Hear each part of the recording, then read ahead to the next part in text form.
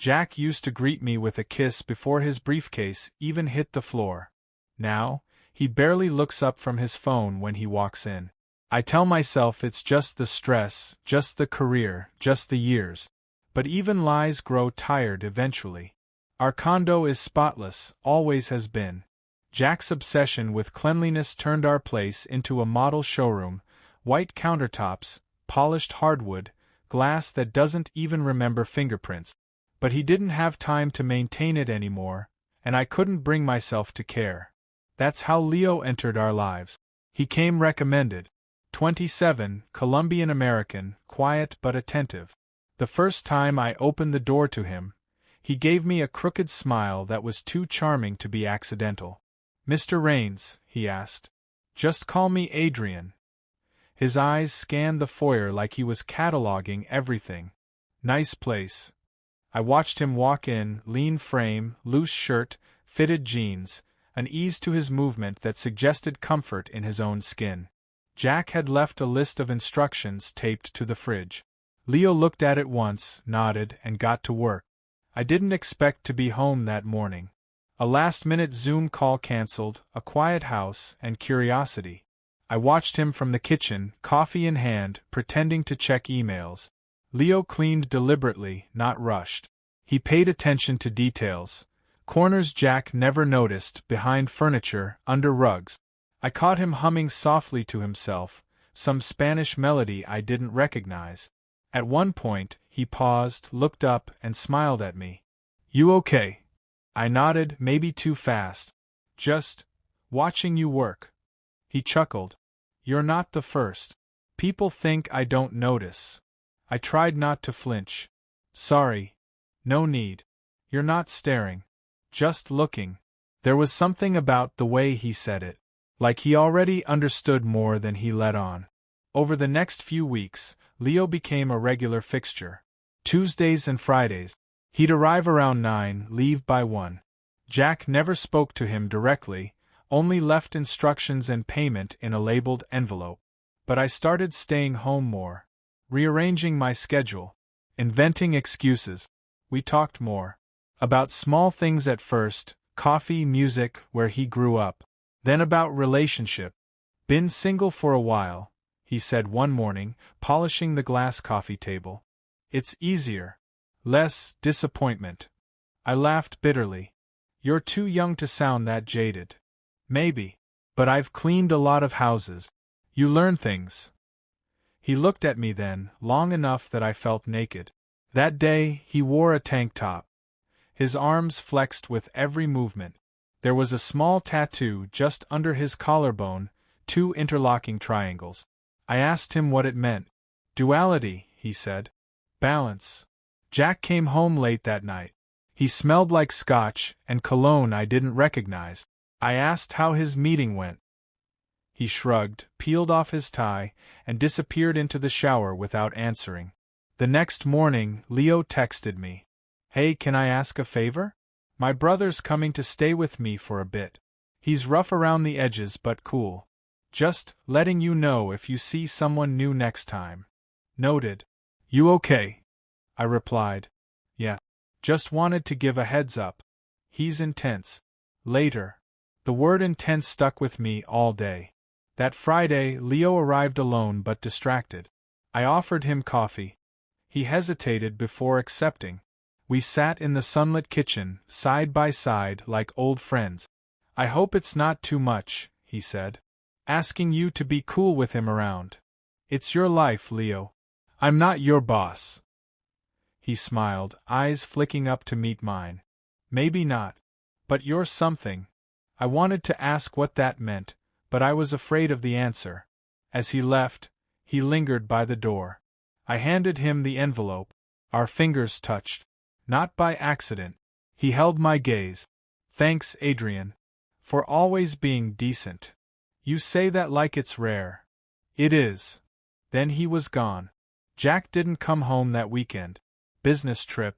Some merger. I didn't ask.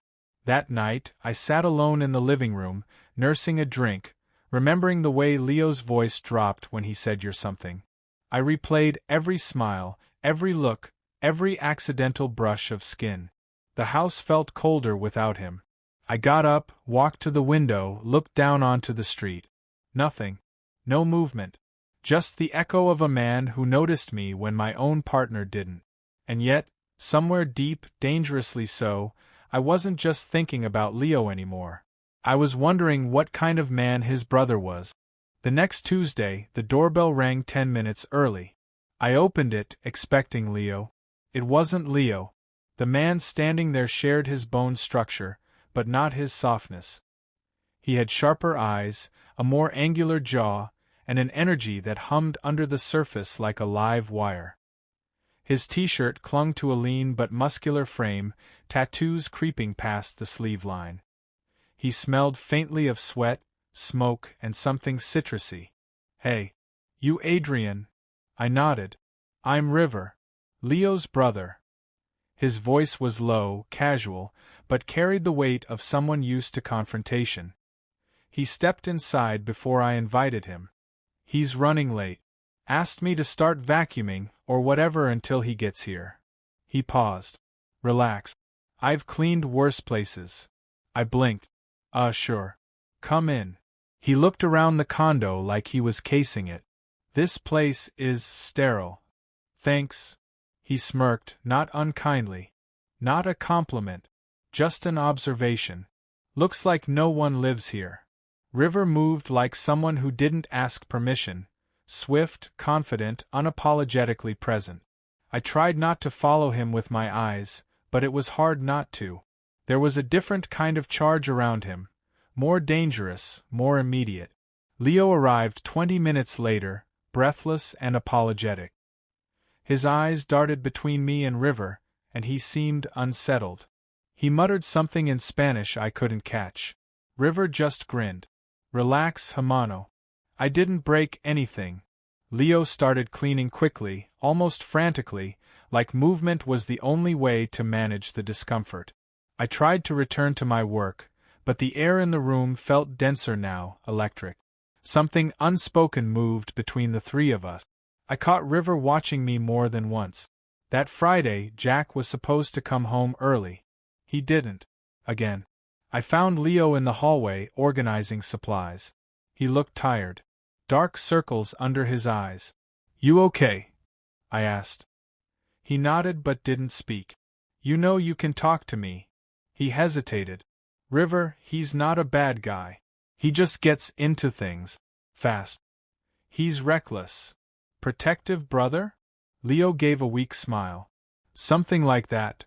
Before I could press, River walked out of the guest bathroom, shirtless, drying his hair with a towel. "Hot water's better here than your place," he said casually to Leo, but his eyes landed on me. I froze. He didn't look away. "Don't mind me," he added. "Just trying not to stink up your pretty house." Leo muttered something again, this time sharper. River raised his eyebrows. "I'm not doing anything. Yet." He left a damp trail as he walked barefoot across the hardwood to the guest room. Leo didn't look at me. I didn't know if he was embarrassed, angry, or both. The next morning, I found River alone in the kitchen, drinking my coffee like he lived there.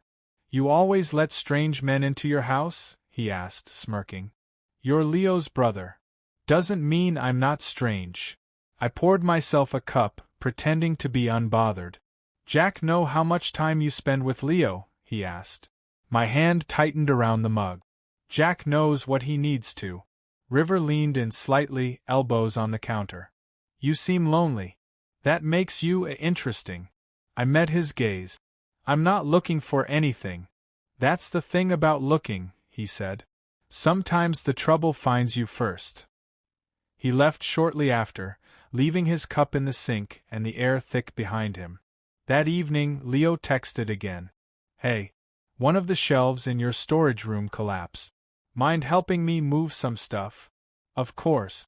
Be there in 10. We met in the basement, dimly lit, shadows flickering from a single overhead bulb. Dust floated like fog. He'd already moved some boxes, but the largest one remained wedged between a table and the broken shelf. We worked in silence, arms brushing as we lifted. The box shifted suddenly, and he stumbled forward, his body landing lightly against mine. Hands on my chest. Faces inches apart. Neither of us moved. His breath hitched. Mine did too. Then, like a switch flipping, he stepped back. I can't, he whispered. This isn't. He didn't finish. He turned and walked away, fast, footsteps echoing. I stood there alone, heart pounding. My skin still buzzed from the contact. I turned to head upstairs, and stopped. River was leaning against the wall at the top of the basement steps, arms crossed, watching. How long? Long enough. His smile was slow. Dangerous. You want him, River said. But he's scared. I swallowed hard. This doesn't concern you. Oh, it does, he said, stepping down one stair. Because you're lonely. And bored. And men like you don't stay faithful when things get quiet. He stepped down another stair. I'm not scared. Then he turned and disappeared into the hallway, leaving only his voice behind. Just let me know when you're ready. The days that followed were quiet, too quiet. Leo stopped texting. When he came to clean, he barely looked at me. Conversations reduced to one-word answers, eyes cast downward. Whatever had almost happened in the basement, he was burying it. I couldn't. Jack was in Tokyo now. A week-long conference. He sent me a dry "miss you" over email and an attached itinerary. No call. No real warmth. Just a schedule like I was an assistant, not a partner. Our last kiss was 3 weeks ago. Our last night in bed together felt like sleeping beside a stranger. But River? River was everywhere. He stayed longer than expected. Lounged around the condo like it belonged to him. Shirtless most days, towel always around his neck, a flirt just under every word. I tried to ignore him, tried to pretend his presence didn't shake something loose in me, but it was like trying to ignore gravity. One evening, thunder rolled in around 6. Rain smacked the windows sideways. I stood at the kitchen sink, watching the storm. Leo had already left. River hadn't. I heard the door creak open behind me. Turn. River was soaked, black t-shirt clinging to his skin, jeans heavy with water. Got caught in it walking back from the corner store, he said, shaking out his arms. Mind if I use the shower? I nodded. Go ahead. You know where it is. He left a trail of water down the hall. A few minutes later, I heard the pipes groan, the spray of water echoing in the silence. I tried to focus on anything else, TV, emails, the clinking of ice in a glass, but nothing helped. When I turned, he was standing there, clean, damp, bare-chested, a towel low on his hip. You don't lock the bathroom door, he said, as if it were a challenge. I swallowed. Didn't think I had to. He stepped closer, slowly, like a predator giving his prey time to run, but hoping it wouldn't. You haven't asked me to leave, he said. I'm thinking about it. No, you're not. He stopped just short of touching me. His hand reached up, traced the edge of my jaw. I didn't move. Couldn't. You've been staring at me since day one, he whispered. You want someone to touch you like Jack doesn't anymore. I hated him for saying it out loud. And I hated how right he was. His lips brushed mine, barely. Testing. Waiting. I could have stepped back. I should have. Instead, I kissed him. Hard. Desperate. It wasn't gentle.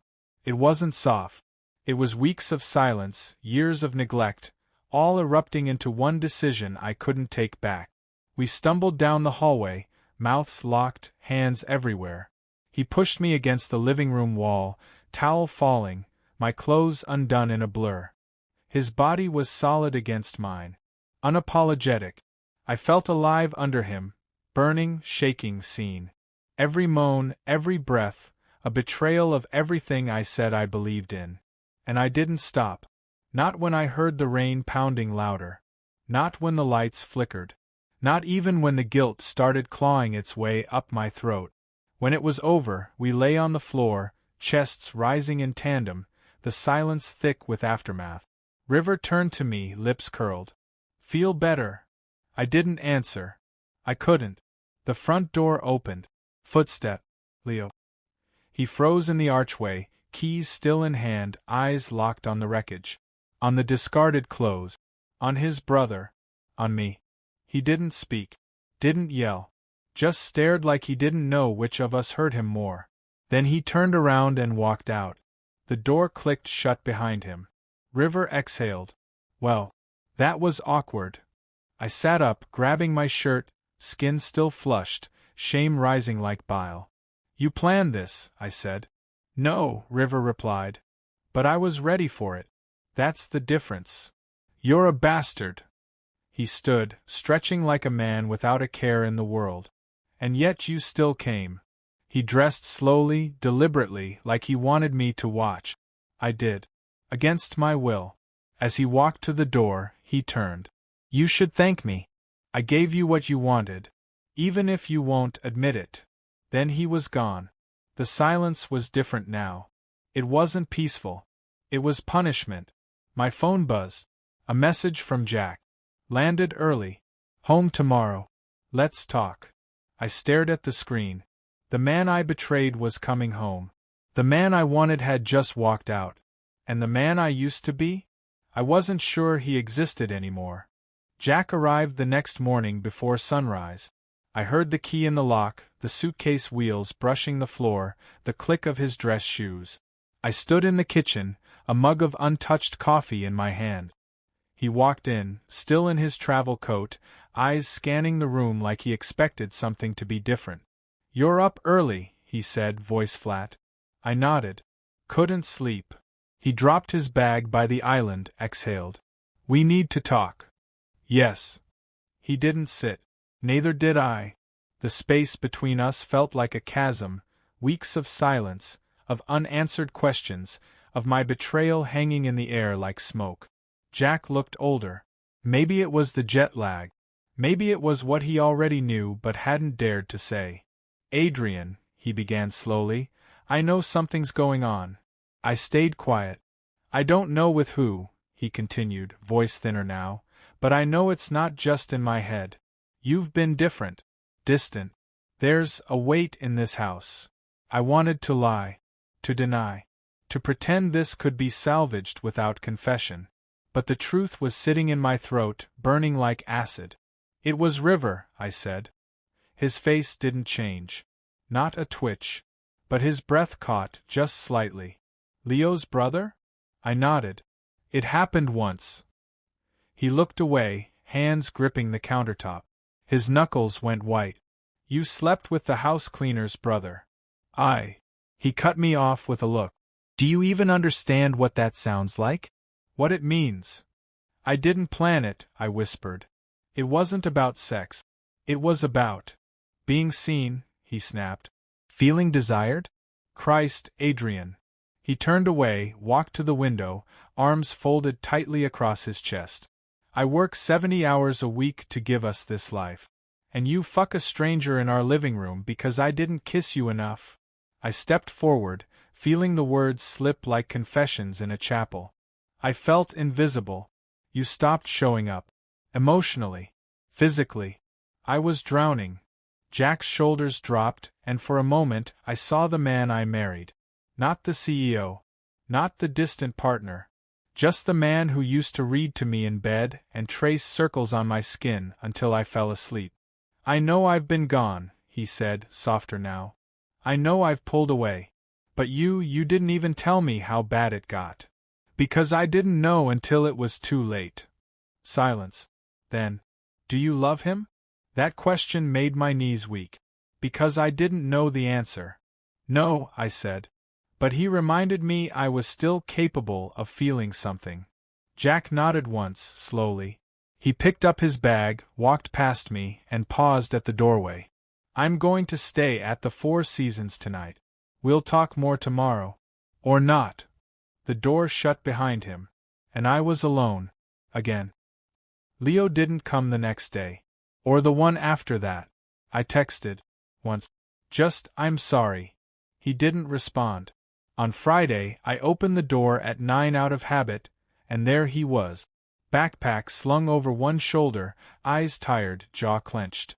Can we talk? I asked. He stepped inside, dropped the bag on the floor, and folded his arms. You broke something, he said simply. Not just your marriage. Not just me. Yourself. I know. I didn't bring River into your life for this. I didn't plan to fall. You didn't fall. You jumped. Eyes open. He moved past me, began gathering supplies like routine was a shield. I followed him room to room, watching his hands scrub surfaces I had defiled with his brother. Watching the tension in his shoulders. I never meant to hurt you, I said quietly. He stopped. Turn. You didn't hurt me by sleeping with River, Adrian. You hurt me by making me believe we could be something. And then proving I was just the warm-up act. That cut deeper than I expected. He left without another word. No eye contact. No goodbye. And I knew I wouldn't see him again. That night, Jack came home. The air was still.